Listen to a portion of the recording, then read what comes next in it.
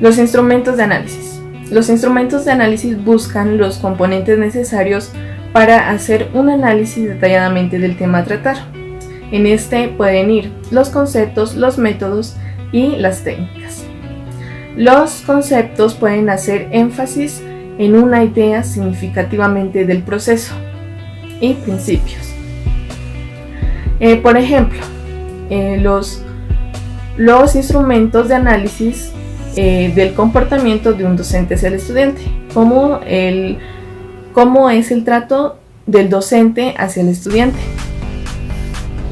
Los principales conceptos recurrentes son abstracción. La abstracción consiste en un análisis de un elemento, de su contexto o del resto de sus elementos que lo acompañan. Para entrar en contexto y poder entender mejor el tema, vamos a hablar sobre una cita ciegas, un poco peculiar. Supongamos que un banano, el objeto, va a ir a una cita ciegas. Él está decidiendo qué decirle a su pareja para que ésta pueda encontrarlo en una frutería.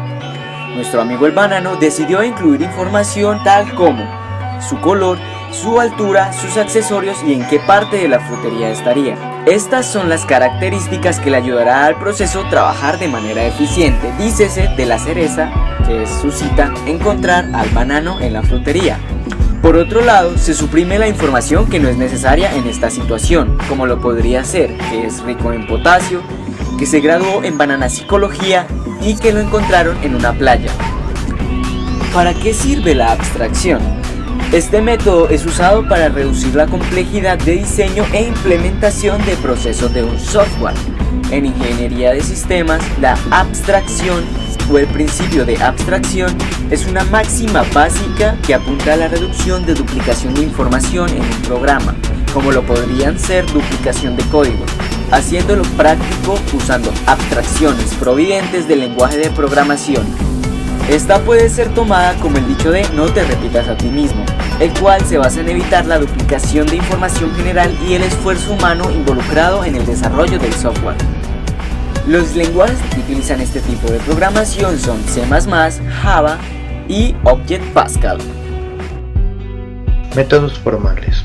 En los lenguajes específicos, el término se emplea para indicar la utilización de lenguas de especificación formal, pero este no es un término del todo correcto, ya que no se aclara si los lenguajes específicamente tienen por objetivo diseñar la implementación en lugar de especificar el problema, por lo cual se utiliza el término métodos formales para describir cualquier enfoque que utilice un lenguaje de especificación formal, pero que describa su proceso en el desarrollo de software. Algunas de las bases teóricas más comunes son el VDM y el método. En la materia de métodos formales de especificación y requisitos de software, realizarás modelos para generar los requisitos y el diseño de sistemas de información, aplicando correctamente los principios de modelación conceptual. En base a estos modelos, serás capaz de generar un sistema de software de calidad lo más cercano a las necesidades y expectativas del cliente o usuario. Lo que voy a definir es el de consistencia e integridad. Para empezar, definiré cada uno. Consistencia: cualidad de algo estable, coherente y que no desaparece fácilmente. Integración: integrar algo o formar un todo con las partes.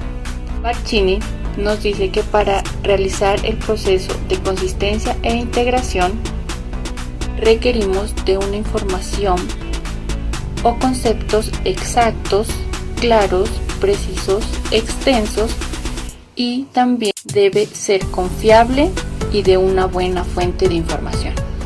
Entonces, este concepto recurrente nos dice que es una herramienta para poder decir la veracidad de la disciplina. Eficiencia. La eficiencia es la medida de los costos relativos utilizando recursos tales como el tiempo, el espacio, el dinero y las personas. Cogemos todas estas condiciones para obtener un máximo rendimiento de los recursos con ventajas y beneficios para la mejor rentabilidad. Evolución.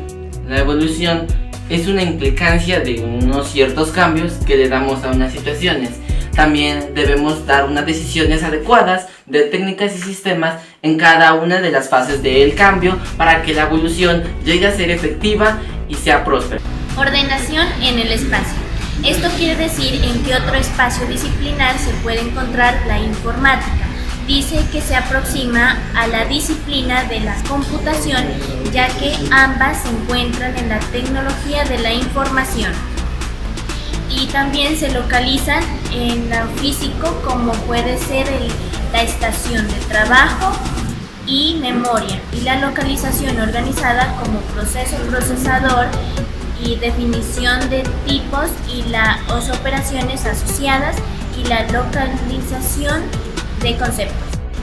Esto quiere decir la ordenación de eventos, que incluye los parámetros en los modelos formales como procesos sincronizados en la lógica temporal y como elemento esencial en la ejecución de logaritmos.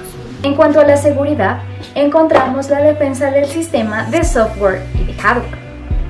Aquí encontramos las defensas activas, que son actividades o programas cuya función es evitar los ataques informáticos, de virus, de gusanos, de troyanos, etc.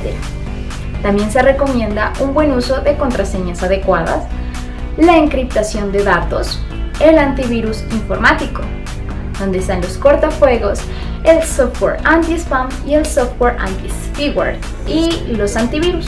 También se encuentran las defensas pasivas. Aquí está el hardware adecuado, la partición del disco duro y las copias de seguridad. La seguridad también está en la capacidad de instalación de programas para evitar eventos catastróficos, como por ejemplo cuando hay desastres naturales o cuando hay algún intento de sabotaje del sistema. Que nos dice que un ordenador es seguro si podemos depender de que él y el software que ejecute se va a comportar de una determinada manera. Esto quiere decir que vamos a conseguir o podemos depender de que ese ordenador realice una serie de tareas de una manera determinada, por ejemplo, que nos ofrezca un servicio web, pero también, igualmente importante, que no va a hacer otras cosas que no hayamos previsto. Por ejemplo, que no lo va a poder utilizar otra persona para obtener información sensible o para utilizarlo para atacar a otros sistemas. Entonces nos encontramos también con la parte de consecuencias, donde de forma clara y objetiva nos encontramos con partes claves que vienen siendo como la técnica, la cultura y la economía. De forma, tomando a la técnica se la podría tomar de una forma como de evolución. Tenemos también lo que viene siendo la cultura, o sea, la consistencia e integración. Tenemos a la parte de economía que viene siendo la eficiencia, o sea, los costes relativos, la cual también podemos tener en cuenta al diseño alternativo, el cual nos está diciendo que va encaminado al bienestar social en conjunto, sin importar estrato social. Y en sí, resumiendo a grosso modo esa parte, podríamos deducir que está claro lo que nos dice. Hay ciertas partes que nos hablan del hardware, del software, y es claro que va encaminado también a la economía y en cierta parte también a la cultura. Hablar sobre la ingeniería inversa. La ingeniería inversa se enfoca principalmente en la descripción de los principios tecnológicos de un objeto, de una herramienta o de un dispositivo. ¿Mediante qué? El uso del razonamiento abductivo. Tras la utilización del razonamiento abductivo, nosotros podemos determinar lo que es la estructura, la función, la operación, lo que nosotros queramos hablar de lo que nosotros estemos manejando en este momento. Un ejemplo claro que les puedo dar. Tenemos aquí un dispositivo a cualquiera creado por el hombre, ya sea electrónico, mecánico. Dicho dispositivo tiene una función, un principio con el que fue creado. Bueno, entonces, tras el análisis de esa función, de ese principio, lo que nosotros hacemos es crear otro objeto, o se puede crear otro objeto, mediante el cual este objeto que estamos creando, o bien sea tenga la misma función de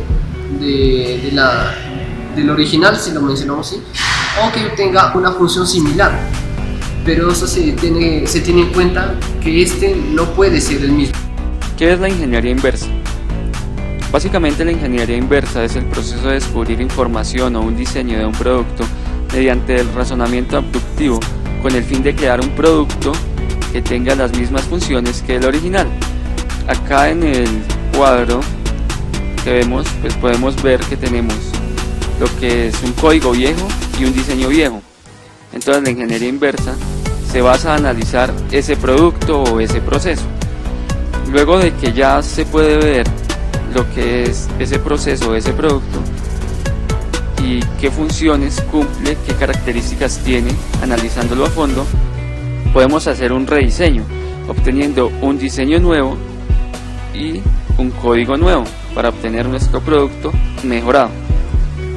Pues hablando un poco más sobre lo que es la ingeniería inversa, podemos decir que en la actualidad la ingeniería inversa es un método válido para la creación o recreación de nuevos productos a partir de productos ya existentes. En la actualidad se habla de circulación y distribución de documentos más que de producción. Vamos a hablar un poco en cuanto a la reproductibilidad.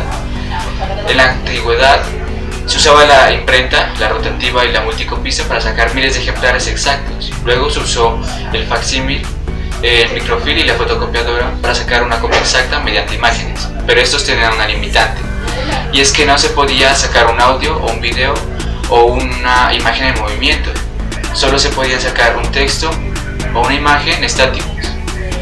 En resumen, la reusabilidad consiste en editar un archivo o un documento, reproducirlos y en sacar una copia exacta, con tan solo usar un clic de un ratón. Se puede ver otros. En resumen, la reusabilidad reemplazó a la reproductibilidad.